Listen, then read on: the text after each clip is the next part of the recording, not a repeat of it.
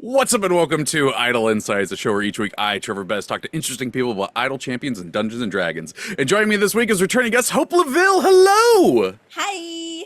And you have a little friend there as well. Very, I very got appropriate for this episode. many friends. Yes! I decided I'm such a capybara fan, and I figured I'd just pull out all my little little figurines. Oh my gosh. My stuffed animals. I Oh had my even more gosh. off screen. I could, so I I'm a love fan. it. But besides a capybara fiend, who are you for the fine folks who may not know in the chat? Well, hello everyone. My name is Hope LaVelle. You can follow me on the socials at the Hope LaVelle.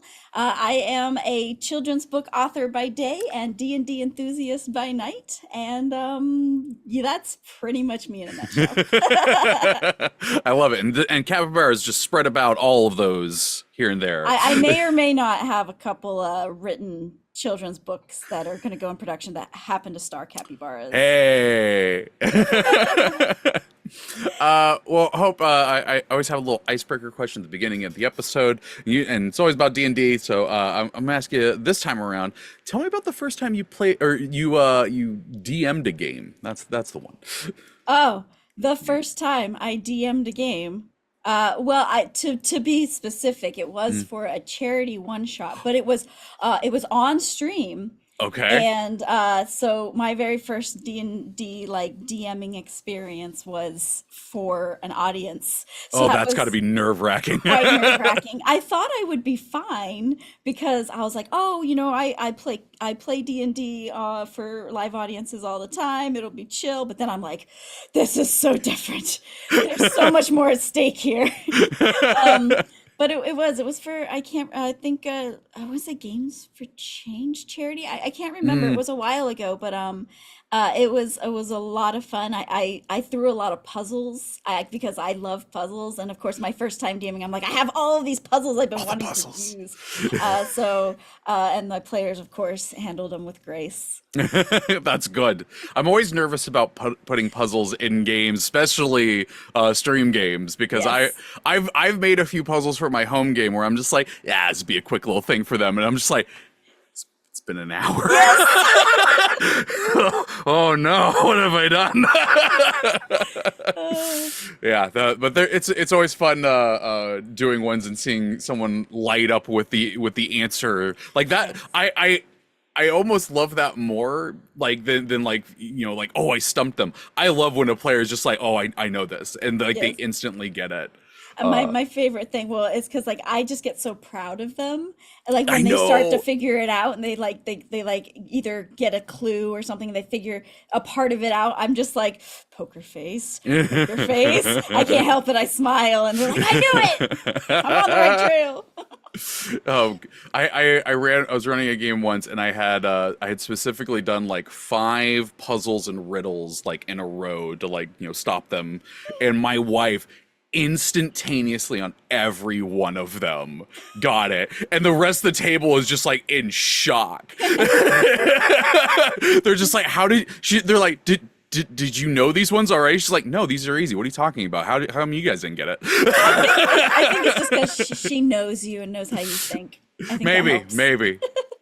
But yeah, that was good. But yeah, DMing for the first time on stream. That's a Yeah. lot. Yeah. Yeah, but it's also really enjoyable. Yeah. The fact that like, so I had this person approach me many a times, be like, "Will you DM? Will you DM? Will you DM?" And I'm like, and then so I was like, "Okay, I'll start with the one shot." Yeah. And he's like, "Okay, now will you do a whole show?" And I'm like, "No, there's a big difference between a one shot and a show." And so we came to that compromise of like, okay, what if we did like a 6 week show? Mm. And it was like one and done. I'm like, okay, I think I can handle that. And then that 6 week show ended up turning into a full campaign. So, which was Misfits of Falsetta. Yep. So, Oh, I love it. I love it. Yeah, yeah, it's the give a mouse a cookie thing, but with DMing on stream. yep, yep. I love it.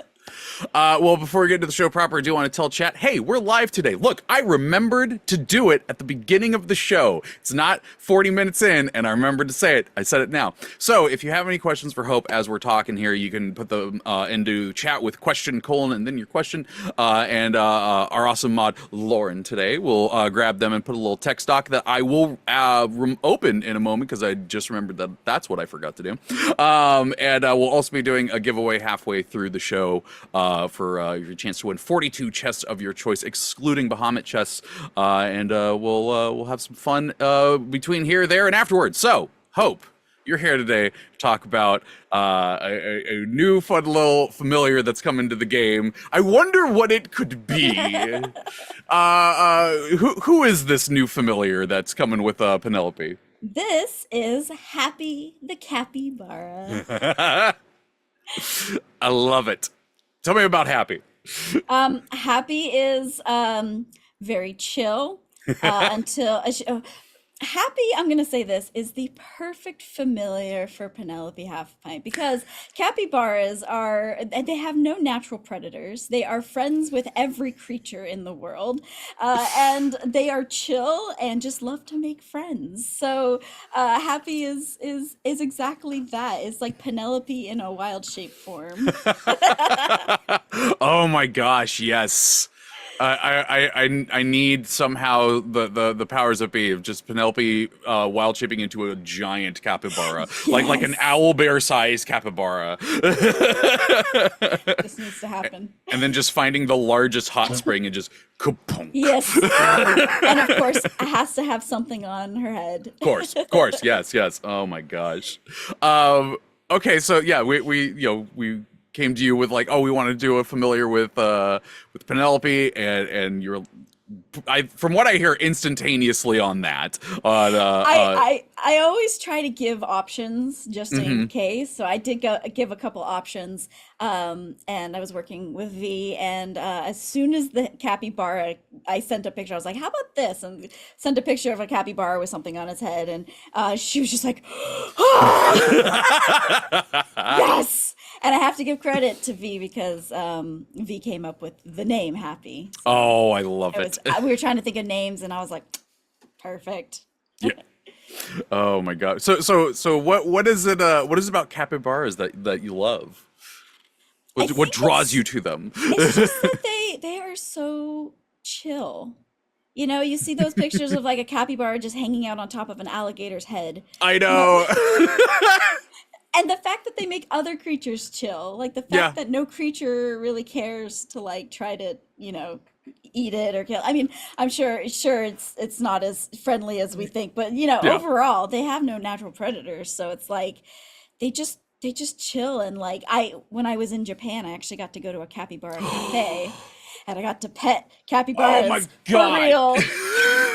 It was so much fun, and I would lose my mind. It was amazing. Because I will tell you this: while I don't have the as many capybara things as you, they are like my favorite freaking thing in the animal kingdom. I love them so damn much. Yes. Like I've gotten back into Final Fantasy 14 recently, and I was in an area and I still have like the new player thing above my head, and apparently it's very common for people to just run up and give you things. Aww. And this person runs up, initiates a trade with me. I'm like, okay, sure, and I do, and they put 2 things in there, and then I accept, and then they're like, all right, bye, and they run off, and I find out that one of the things they gave me was a capybara minion, the little one to follow me around, and the sounds that I made in the chat with my friends, they're like, are you okay? I went, no, I have a little capybara. I didn't even know that was a thing in the game. That's amazing. And so that has been following me around for a while now, and I still just occasionally we're fighting, these giant monsters and everything. I'm like, my little capybara. Yeah, no, I totally get the love of their chillness. So I was gonna ask you if Happy was a character, a NPC or anything that you've had before. Do you think you're gonna have a capybara show up in some future games now? Yeah, definitely. I think what we have to figure out though is let's say you do like a speak with animals on a capybara. Like, what does a capybara sound like? Oh, How do they talk? I think that's the question. I mean, there's so many options, right? Like Yeah. you could go with you could subvert it where they're just it's really hyper talking Yeah. fast. Like that would be kind of funny. But you could also just go like the super slow like sloth from Yeah. Zootopia. Yeah. Yeah. Yeah. I actually picture the voice of the janitor from Futurama, Oh, with the Scruffy! scruffy. Oh, I love it. Just a capybara just sitting over there chewing some hay. Is just like, Happy don't like that. Yeah. Yeah. Yeah. Yeah. Yeah. Happy gonna go out the way he lived. I'm so glad you could do the impression because I couldn't. It's so funny you say that because literally last night my wife and I were driving around and this guy like turned the corner in front of us. I'm like, it looked like Scruffy driving a Mustang. Amazing. Yeah, no, that I like that one. I think Happy the Cappy should have a Scruffy the janitor voice.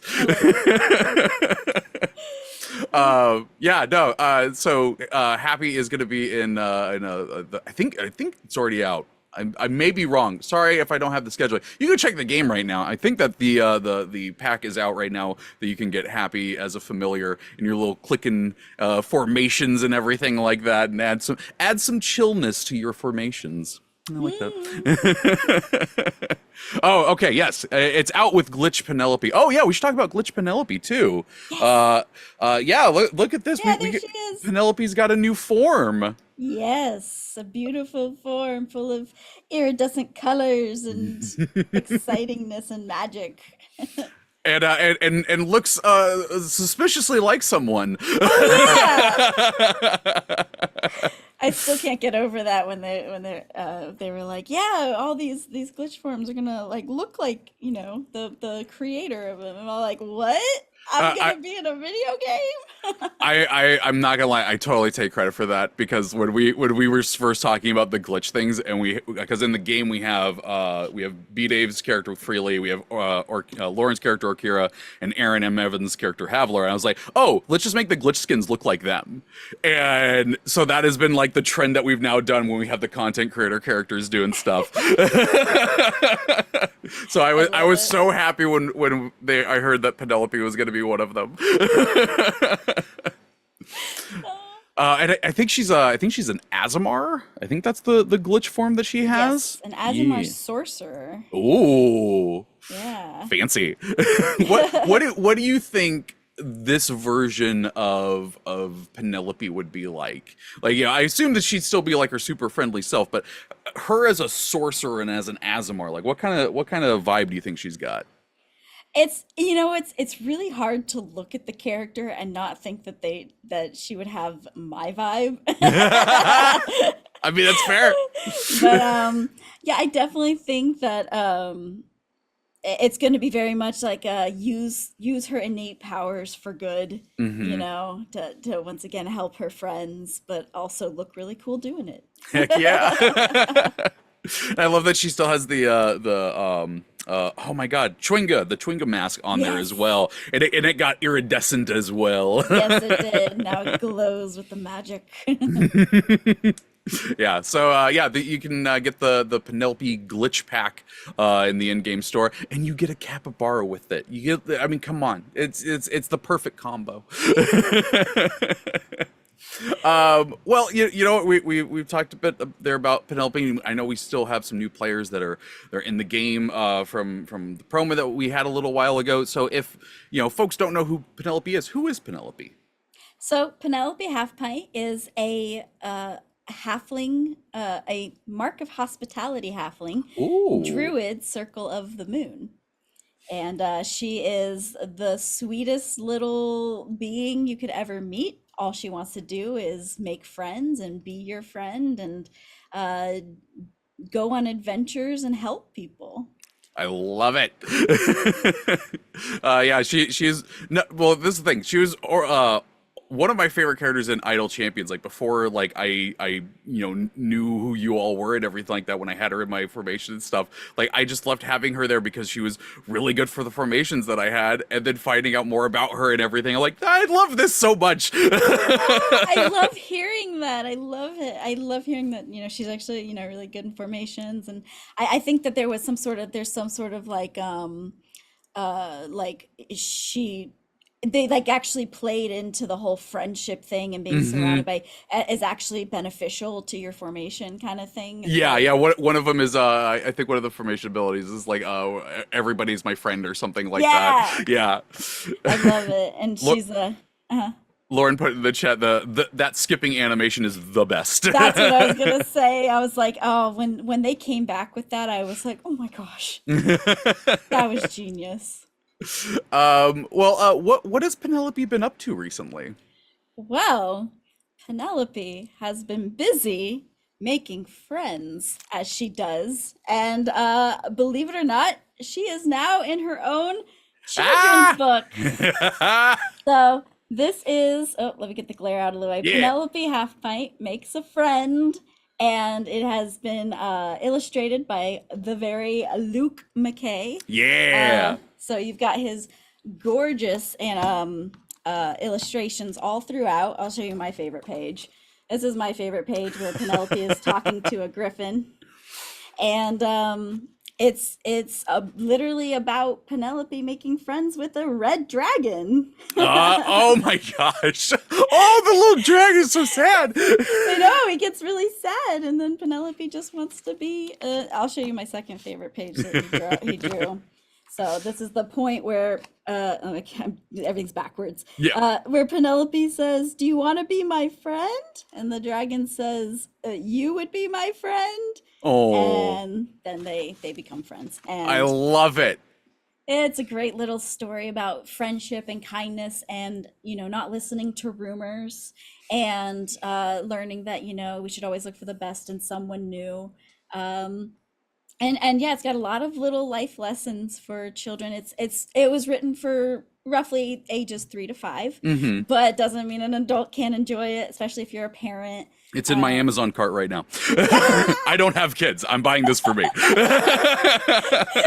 And I would hope that anybody who is a fan of Penelope Halfpint, because she's been around for over 5 years now, as a character, either with D&D Beyond or with Demi playing, she's been through a lot of shows and Hmm. a lot of D&D games, and she's a. I hope that if people enjoy her as a character, that they would enjoy this book too. And I'll give you one more little sneak peek of the Okay. book. The dedication page simply Oh. says, "For freely. Oh, that's so sweet. Oh my God. If you know, you know." That's so sweet. I love that. Oh man. Does B-Dave know about that? He doesn't know yet. I Oh, plan on. I'm gonna go give him a copy, and yeah. So I love it. I love no one tell yes, B-Dave. You let him have everybody this here, moment. No one you're tell him. Yeah, so what was it what was the process like for making this book for Penelope? Like where did the I know you've done a kid's book before, and like where did the idea connect to be like, oh, I should do one about Penelope? Believe it or not, Penelope Halfpint was the first book I wrote. Oh, really? But and it was all because of Penelope, because someone actually said to me, it was like, Penelope Halfpint would make a great children's book character. And I was just like, ding, oh my gosh, that would be so much fun. She absolutely would. And so I wrote the story, and then I was like, I kind of want to get like, I she's a D&D character. I want to Mm-hmm. see, maybe I thought about, like, do I make this a D&D story? Like, do I try to get, Wizards of the Coast involved, and like let it be like an Mm-hmm. official Dungeons and Dragons story? So I kind of like went on my way to, like, figure out if that was Yeah. possible, and like, I had lots of talks with them, and like trying to figure it out. And so while all of that like legal stuff was going Yeah. on, I wrote another book in the Okay. meantime. And so while this was my first book, it is the second book to come out. So I know plenty of ways of that yeah, going, yes. yeah, yeah. So That's so but yeah, cool. yeah. So And getting Luke McKay, who I see is in chat right now, to do the artwork. I mean, he's done artwork of Penelope quite a few times. yeah, Um, I thought there was like no better choice, because like I really wanted somebody in the D&D community to illustrate. mhm. And the fact that Luke, of course, does all the comics and arts and just for the community Hmm. and for different companies. And like I just thought like that would be perfect because it kind of ties back into the community, and Hmm. I think we'd make a great team, and we totally did. He 100%. knocked it out of the park. So Yeah, I remember finding out that he was working with this on you, or working on this with you, and I'm like, that's the perfect combination, like yeah. right there. That's so good. And now Uh, he's stuck with me because I have many more Penelope oh, books to I'm sure. do. I'm sure he is just completely downtrodden about that. Uh, but I think we Lauren has a link that we can post in the chat if anyone wants to go grab this. It is available on Amazon. You can get Penelope. There you go. Penelope Half Pint Makes a Friend. And you can either have a Penelope book on your shelf, or you can give it to some family members or your kids and have a good time with it. Yeah, just think how cool it is to have a character in Idle Champions in a children's book, Oh Kind of. yeah, no, 100%. And I'll tell you this for the uncles out there that don't have kids and you got nephews and you want them to be nerdy, or nieces or anything like that. This is the perfect starter on that. This was I had to wait for the adventure books to come out to like slowly get my nephews into it and be like, hey, here's Dungeons and Dragons. Now you can start young and just be like, oh look, here's Penelope. She's friends with a red dragon. Mm. And that's actually one of the things I say in the book under my about the authors. I talk about how Penelope Half Pint like the creation of Penelope Half Pint taught a lot of people, and I've had many people say this to me, that like, oh, they got into D&D because of Penelope, or like, hey, I got my girlfriend into D&D because of Penelope, because she didn't want to play these big brooding Yeah. heroes with muscles and barbarians, and when she found out that she could play a character that's kind-hearted and cute and little like Penelope and still have an amazing adventure and still have lots of fun, that that was huge to me. So like it's Hmm. like, oh, that's so great that I could offer that.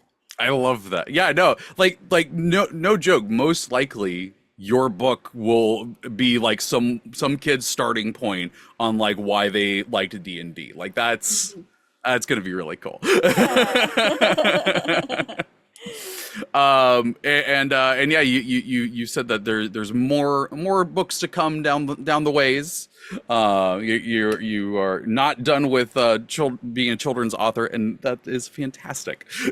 I might even gosh, I just love giving away secrets when I'm I on don't, this because show. I realized you actually talked about, you announced the Penelope book last time you were on this Yes, show. I did. Yeah, no, you got the scoops. To anybody who is fans of, well, obviously anybody here is a fan of Idle Champions and CNE, the next Penelope book may or may not be in collaboration with one Lee Goldberg, Ooh, oh my who gosh. is a fantastic dad and has a lot of great input on children's books. And I think it'll be a really great epic adventure for I Penelope. love it. Yeah. Yay! Hopefully there are mountains of pancakes. Lawrence and Penelope makes pancakes. Love it. That's fantastic. Yeah, so I've lost my train of thought there. We'll get put the link in the chat, every so often in case you missed it. But yeah, go get the Penelope book right now and have some fun with that. So you told me that you are getting ready for a new show coming up. Hmm. What is the show that you're working on? So, the show is, let me think. Oh yeah, you don't have to. You could just say like as much as you want about it. I don't know if you wanted to say what it Yeah. was. So, I'll keep the title a secret, but Ooh, yes. it is gonna be well, now I don't know if it's gonna be a D&D 5e show or if it's going to be with the new core book. Probably Well, I mean that's still 5e. yeah, They're still counting it as but that. Yeah. I'm very excited about all the new changes. I've seen a lot of good things, but Yeah. basically, yeah. So D&D 5e show, and it's gonna be a Tesla punk show. And a lot of people are like, Ooh. "What's Tesla punk?" So I'm like, think, not cyberpunk. What's the other one? Steampunk. Steampunk. Think Yeah. steampunk, but instead of like steam and steam powered things, you're looking at electricity powered things. Hmm. So yeah, Tesla punk. Heck yeah. Yeah, so it takes place in kind of a world that is still Dungeons and Dragons, still kind of fantasy, but it has that sense of sci-fi to it as well. Hmm. Oh, I love. No, that's my vibe. I like that. Yeah, I'm very excited. um, so that you're DMing this show, Hmm. and you've been saying that you've been doing world building for it, and so Tesla Punk is, yeah, it's a different sort of thing, but still very, fantasy inspired. What has the process been like for you for world building this Tesla Punk world? So it's been a lot of watching Arcane, and no, it's been a really interesting, like, just because there actually isn't a lot of Tesla punk stuff out there It's for true. like researching. There's lots of steampunk, there's lots of cyberpunk. There's like, did you And know that there's like so many different punks out there? oh There's yeah, like well, and castle punk and like, well, that's the thing though. There's some of them that don't use it right, and like, I'm gonna get on a soapbox here for a moment, Chad. Excuse me. It irritates me whenever someone's like, "Yeah, castle punk." I'm like, no, no. It's what is powering the world. It is yes, because steampunk was a thing because it is a world where we didn't go into combustion engines and instead relied on steam. It was a punk against combustion for the steam that, and so when people are like, "Oh yeah, this is castle punk," I'm like, your world does not run off of castles. I don't know why I get so heated about this, but I love it. I'm coming off of my soapbox. But no, I yeah, love there's not a lot of Tesla punk out there. Like you'll get some of it with steampunk, where like, like they'll have the steampunk stuff, and then someone's got like an electricity backpack or something, and it's yeah. all wild. But Yeah, and it's like a lot of it is, yeah, like thinking up like, so cities, like, so my main city,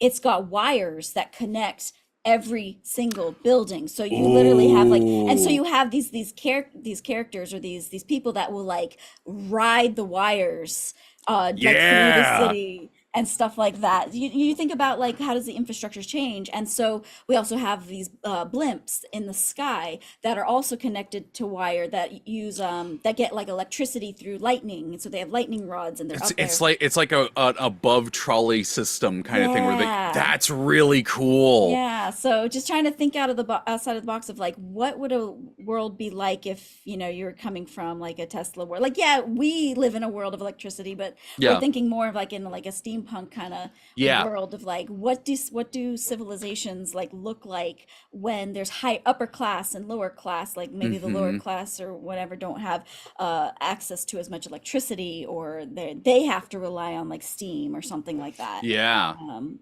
What does the industrial like area look like? What did the factories look like? What are they harnessing? And like, what's important? Like mercury would be extremely important for electricity to harvest. Copper is Hmm. another thing. So how does this world run economically on like, what are the materials that are important to a Tesla punk world? Yeah, yeah, and that would, it'd change up like money and stuff. Like, Yes. it's like, would you use that metal for coins now and Exactly. And it's whatnot? like silver is actually the best conductor of electricity. So gold is no longer the most valuable piece of metal. So if somebody says that's going to be two silver, that's like, whoa, that's like really expensive compared to Hmm. two gold or whatever. Yeah. Oh, I see somebody said nobody tell B Dave's Electropunk about this. Oh no. No, well, that was the thing. I don't know if you've read it. He did do. He had a B Dave had a comic that was. This one was set in the real world, but had like, it had Nikola Tesla's, like, I can't remember. It's like people that were related to these influential people that we know of and whatnot. And there was like, like a Tesla style mech and stuff like that and whatnot. It's pretty cool. So What? it's got a little bit of what you're talking about here. That's Um, amazing. B-Dave's amazing. I know. Gosh, He's of course, so B-Dave cool. already did it. Yeah, B Dave is the Simpsons of the fantasy world. B Yes, Dave did he it. really Yep. is. B-Dave Uh, did it. but the thing is though is that like like I said he's doing it, he did it kind of in a real world setting and everything like that. You are world building this whole place and everything. So like one of the things that I wanted to ask you is how far are you letting yourself go on this? Like, are you focusing on just the main area that the game's going to be in, or are you kind of expanding out from there? So, there's so much debate on whether or not to start small and go big, or to start big and go small. Hmm. There's always like people like YouTube videos that'll tell you to go one way or the other. So And I there's no, actually, and for chat, there's no correct no, way. If they tell you that it is, they're no. lying. It's whatever Yeah, sparks your inspiration. exactly. Um, so I definitely did. I started big. I started really big, and then I slowly started to go small. So like, it's funny because I was actually I was trying to world build, and I was having kind of a hard time after a while. And my friend Fallen Angel actually got me, and I'm sure a lot of you know these books, but the oh gosh, I have all of them now. The Astonishing Random Tables from Oh the yeah, yeah, Game yeah. Masters books. So I got that, which has been helping me world build on a smaller scale Hmm. because these random tables I are love I just, love that you have the sticky notes in there. I do. How'd you see that? That's amazing. Um, but yeah, just like, okay, a puppet government or aristocracy leaders, or like Yep. what forms of government, or what are the defining magic sources. Like this book has like everything to build out like your city Yeah. and your world. So I was really worried because I had created this world that was really big and broad, and I was like, well, now the characters are gonna be starting in this city, and I haven't built it out, and I'm having a hard time. So that book has been helping me tremendously. Yeah, no, those books are really good for jumping off points, or even just Yes, like solving a blockage that you have, like writer's block sort of thing that you didn't even mhm, realize you were having. exactly. Yeah. It makes you think about things you wouldn't have thought about. Because like Yes. me, I am not like an economics person or a government person, politics person. Yeah. So it's like I don't think about those things when it comes to my games. But and you don't have to bring that stuff into your game, but it's nice to have it there in the background so it kind of shapes the Yeah. world a little bit. So that way characters have more like NPCs can have more of like a backstoriness to them as to why they act a certain way. Hmm. Yeah. Yeah. I do want to say real quick, the giveaway is ready to go. So chat, keep an eye out. Lauren's going to put a keyword into chat and just put that back in exactly as it is. You'll be entered for a chance to win 42 chests of your choice, excluding Bahamut chests. You could get 42 Penelope chests, and make all the friends that you want throughout Idle Champions. Oh my gosh. Uh, oh, it's Hope Punk. The world's running on hope. I love I love it. Well done, Lauren. Yeah, no, the with world building and stuff, like the going. Oh, Lauren said that was Mars. I'll give the credit there. Mars came up with it. the keyword there. Well done. A starting out, when you say that you were starting out like with a broad picture and stuff, like were you coming up with like continents and stuff like I that, was or coming up with gods in space. hell yeah, Like came up with the god of matter and the god of dark yeah. matter.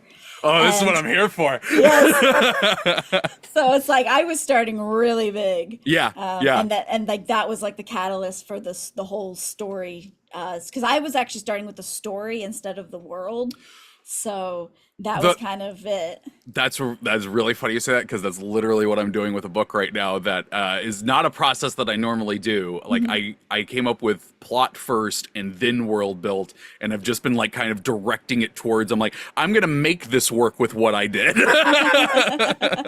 Yeah, Yeah. Like I said, there's so many ways to go about it. None of Mm-hmm. them are wrong. Whatever works. Yeah, yeah. So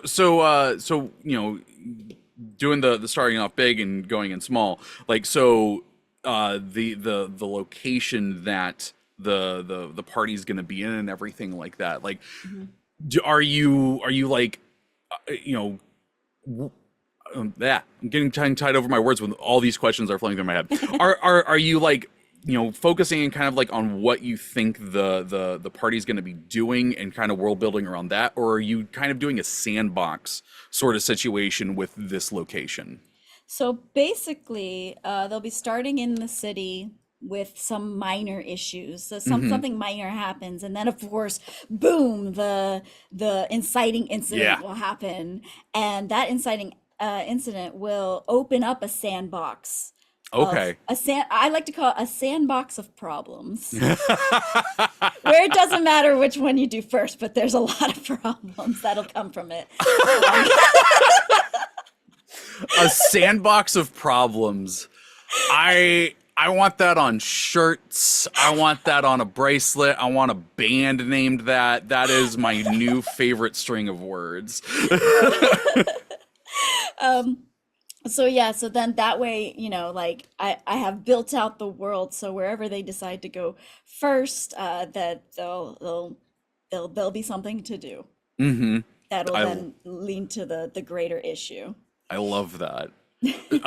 How are you working with like the mechanics of fifth edition when it comes to world building? Are you like thinking about anything like as far as like, the way that they work as rules as written, or are you kind of just making the world and it's like I'll make it work as we get there?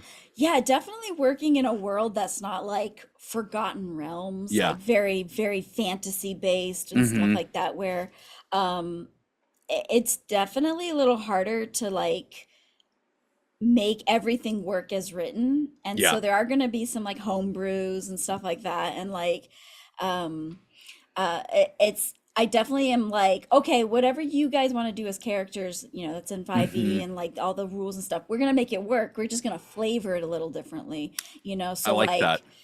like, I won't say too much of it. Lee Goldberg's character already is very cool, and he's very much playing into the world of like, oh, well, the magic will power my weapon that's like Mm-hmm. Tesla punk batteries and stuff like that, So it's Heck like, yeah. so like he's already like thinking into like how can we integrate the Tesla punkness into spells and into like what we do. Yeah, yeah, yeah. I mean, like shocking grasp is going to be a pretty good Yeah, yeah, pretty yeah. good spell to have on hand.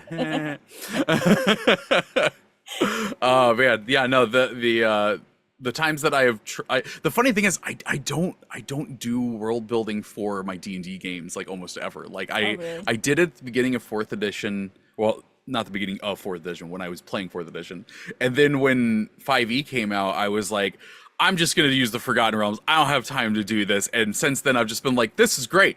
I don't got to think about things. I can just look it up. Yeah, yeah, yeah. But It's true. I do think that one of the things that kind of like scares me from doing it is worrying about like kind of incorporating all of these things that are in the rule book and everything like that. But because you have this interesting take on the world, and you have a theme, you have a vibe that you're going with on it, I feel like that's a much better way of doing it because you have a direction on it. Mm. You know that at the end of the day, no matter what, electricity is the important thing here. Electricity is key, Yes. and so you can kind of pull things together with that instead of just being like, how do elves work in my world? I don't know. They like bushes instead of trees. So Yeah. I think having that foothold is really good. It's been really fun going through the handbook and being and looking at spells and stuff and like literally like one day I'll wake up and be like, okay, today I'm going through the wizard spells and I'm gonna make, I'm gonna like kind of flavor them for how they would work in Tesla Punk, and so like Hmm. that way, like no matter what, you have some sort of continuity to the Yeah, world and it's yeah. just there and it's ready and it's really fun. That's so good. I love it. I'm so happy you're having fun with that, because I do know that there's some people who are like, world building is like the toughest part for me. Yeah. And No, it's so, absolutely been the toughest part for me. oh And really? luckily, my brother is a an author, and he is just wonderful at world building. And when I told him I was trying to world build, he was like, "Let me help," and he's been helping me. He helped me make the map. He's helped me Heck with yeah. like the economics of. So he's like, "Oh, well, this is what would happen in real economics." So like, I can't take all the credit. He's definitely been like a real helping hand, but yeah, it's been a learning curve for Yeah. sure. Yeah. There are a few things in world building though that I love, where like I will go look at the reality of how something might work, and I'm like, yeah, that sucks. That's magic now.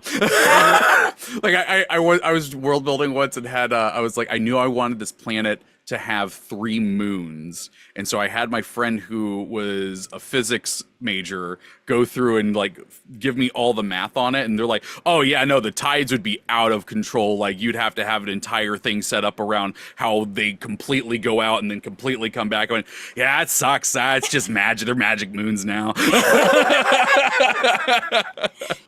I have this really cool part of my world where there are two belts in the sky. You know, like I have like an asteroid belt. Oh heck yeah. And so there's two perpendicular belts. One is a mercury belt full of frozen mercury, and the other is a frozen of diamonds. And the diamonds is actually man-made because there is a religion on my planet that at the end of everyone's life, their soul is then trapped into a diamond, and then that is sent into the stars. And so it's like, That's it's the like, coolest thing I've ever heard. ah, thank you. So Holy crap. I've got this cool world. I hope everybody Yeah, comes and enjoys watching us play in it. that's so damn cool. Holy So crap. I my brain is now just focused completely on that. Instead, I'm gonna go over to questions, because we got some questions for you while we've been talking. Let's see. We're gonna start off with Cassius335, who says, "Question: So, how many Penelope half pint blank titles has Hope come up with?" oh my goodness, how many have I not come up with? I have an entire document full of like Penelope. I think one of the next ones I'll be working on is called Penelope Learns Patience, or I haven't sure if she's Hey. gonna learn patient or if she's gonna teach patience. I'm still learning, or I'm trying to figure that out. Yeah. But Penelope, I don't have them in front of me, but yeah, Penelope bakes a cake. Penelope, Penelope builds a bridge. I don't know, like you could put Penelope in front of anything, and It's it'd be true. a fun little story. I Um, love it. but I definitely do have like a handful of like uh just like I have like a document on my phone where I'm just like I'm just walking around, and then like, oh yeah, that would be a great. Okay, Penelope says goodnight. Penelope and the angry troll. Penelope teaches teamwork. And then like Penelope plays hide and seek. Penelope gets lost. Penelope makes a mess. It's like Uh, Ma- everything's gold. Maverick 2 in the chat has a suggestion. Penelope hugs a capybara. Yes, I love it. That's so good.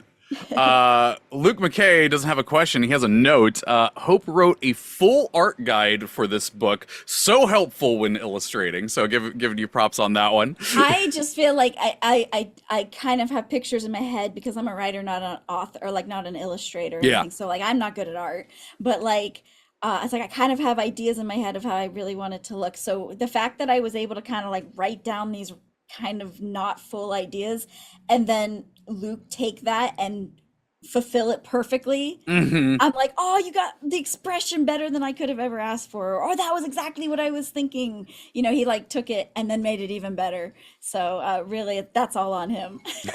I'm glad I could help make it a little easier, but it was all on him. Luke is so good at what he does. Yes. Let's see. Cassius 335 says, question: today a Penelope book. Next a Penelope. Oh, a Penelope plushie. Oh, I would love to see a Penelope blush. It'd basically just be a giant shrub with a big poof of hair. I love that. That needs to happen. Yes. The next one is from F.A. Ridian? I'm going to go with Ridian. This was in reference to the new show. I can't wait. Can Hope share who the players are for the Tesla Punk show? Yeah, so we're still gaining, we're still trying to figure out who's going to be and how many players. We're Mm, probably not going to have as many as the Misfits all said because that was a cast of six. that's So a lot. that Yeah. was a lot, but it was perfect the way it was. Hmm. But definitely a lot. We might only keep it to four, might do five, but so we're still kind of leaning into it, trying to figure out how that's all going to work because there's just so many great people out there, and it's all who wants to play with us. But I will tell you, Lee Goldberg is definitely in it. Heck yeah. Gotta have Lee. So but yeah, that's pretty much all I know for right now. Yeah. That's fair. That's fair. Mhm. Let's see. Cassius335 comes back with another question. Any custom classes slash spells slash feats, etc. For a Tesla Punk or for Tesla Punk? Curious person might need to be aware of an I don't know why I'm reading this so weird, but essentially asking if there's any if you're making any custom classes or spells or feats ahead of time for these that you can Uh, disclose as well. They add. so the answer is yes. Ooh. Something very cool that the players that are I won't say much, but the answer is yes, something very cool, and it's not what you think. Oh. Yeah. So Interesting. you might think under like a Tesla punk world that there would be like, like electricity subclasses of some sort, but no, there's something else afoot that Mm. not even the players will know Oh, until well, that's the it's best kind. time. Yeah, yeah, yeah. It's so hard keeping secrets sometimes, but it'll be worth it. Oh my God, I totally understand that fundamentally as a DM because like I just want to like tell them like the stuff that I'm like you should be so excited because we're gonna be going here Yeah, yeah, yeah. eventually. Like the I finally got to do that a little bit with the game that I finished. We got to level 20 and everything. Like recently, I was like, "Oh yeah, remember how like y'all went to like Spelljammer at level 13?" They're like, "Yeah." I'm like, "I knew you all were gonna do that in 2018 at when you were level 3, and I Yep. had to wait so long." Yep. It's we're playing the long con. Oh yeah, oh yeah. It It really uh, is. it is like that is the one thing about being a DM is like having to keep all the stuff. It is just like I want to talk about it because I'm so excited to happen, but it's not happening for so long. I think it's good to have either like a family member or a friend that's outside of the game that you can be like, oh, and I'm planning this and I'm planning that, Exactly. so Oh, you oh can yeah. get it out. Well, that was one like my sister-in-law Allie we used to do the difficulty class podcast, and like that is the thing that we would do where we would just gush to each other what the other one was doing in the game or like in the game they were running, and it was cathartic.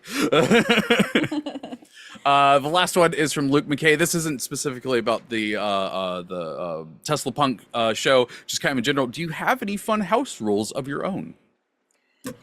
Oh goodness. This one's always difficult for me because I'm like I've been running them for so long that I don't Yeah. remember that they're That's house rules. exactly it. It's like I Yeah, do have house rules, but it's usually only I think like when they come up, I'm like, oh yeah. yeah. I will always say like that's a really good question. I haven't been playing for a while right now, so it's like I've kind of forgotten all my house rules, but I definitely have some. Yeah. I promise they're there. Well, Chad, I'll give you this one. I'll give you my favorite house rule that my DM right now is doing that implemented, and I'm probably going to steal for my future games. My DM Tom is doing it right now, where he with health potions. A lot of people have house rule for a long time. It's a bonus action, take a health potion. Now they're making it that in Hmm. 2024, from what I hear. So hey, heck yeah! But the addition to it is if you take a full action to drink the health potion, you get the full benefit of it, no rolling. And Oh. so I love this because it has definitely made some situations where it's like, okay, I still want to attack, but I need health. I could, chance it and take the lower health, or I could, not attack and get the full benefit of the health. That's really cool. Yeah, it's brought in some very fun tactics to combat, and when it's out of combat, it's great because we're just like, Yeah. I got 20 hit points. Heck yeah. That's amazing. I think my favorite house rule that I can't take credit for is Deborah Ann Wool. She has this house rule of like you can let the DM roll for you so that there's no metagaming. So you have an insight check or a perception check. Oh, You can be like, oh, I'd like the DM to roll that behind the screen, and then then the DM is the only one who knows and gives you the information based on the roll, but you don't know whether it's right or wrong. I really like the aspect of that being in the player's hand for that. I like that a lot. Yeah. That's a good one. Yeah, it's like I think it makes the game more fun. And like you said, it is a choice to be Yeah. like, be Well, like, oh yeah, I think this is a roll that would be fun if you rolled that. and I feel like that's good for me, literally me, the player, because sometimes those dice hate me, and I would love for someone else to roll those but me, even if I don't get to know what it is. I'm totally fine with Do that. you have your dice jar? I don't have one. I've seen those. 'Cause I you need to need get one. one. I love that it has the little light inside of his It spine. does. You are the worst. My favorite instance of that ever, my wife was rolling just this D20 was just being so weird. She was finally just like, nope, done. And she chucks it over her head and it lands on the ground on a 2. And she was like, but yeah. Oh my God.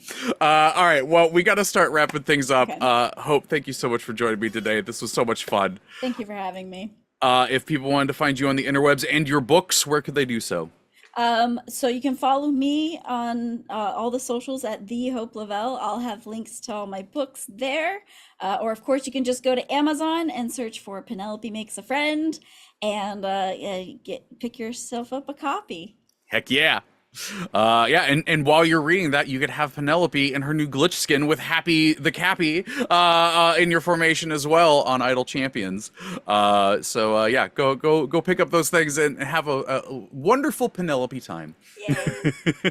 All right, well, once again, Hope, thank you for joining me. That is going to do it for this week's episode of Isle Insight. So until next week, take care of yourself.